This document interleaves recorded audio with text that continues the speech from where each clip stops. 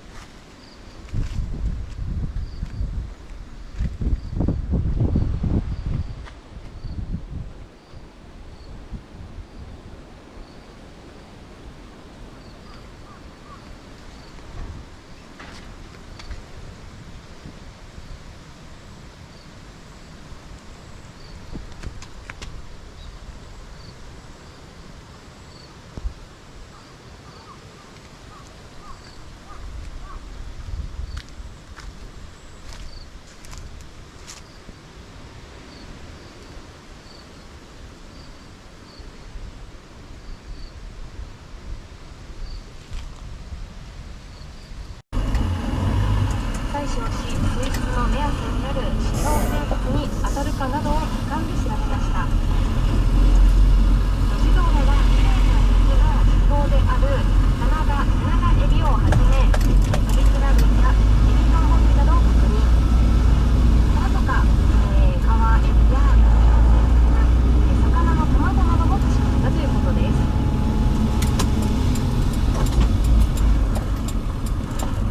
生徒たちは20センチある棚を見たのは初めてで驚いた。20センチ結構大きいですね。20センチある棚を見たのは初めてで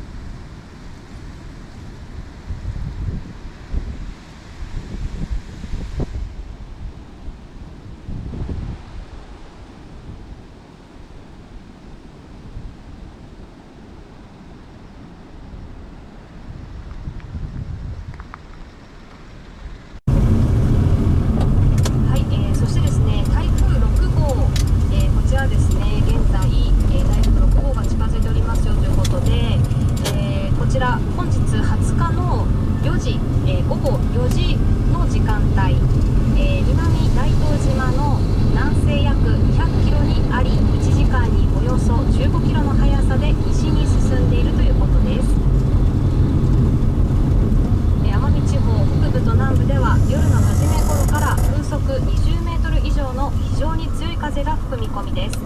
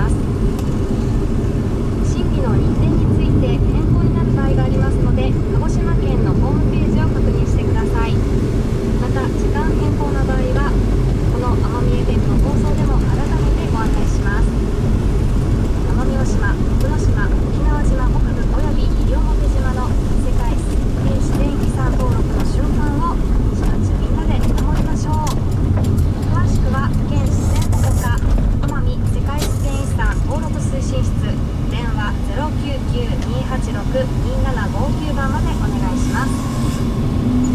以上、第3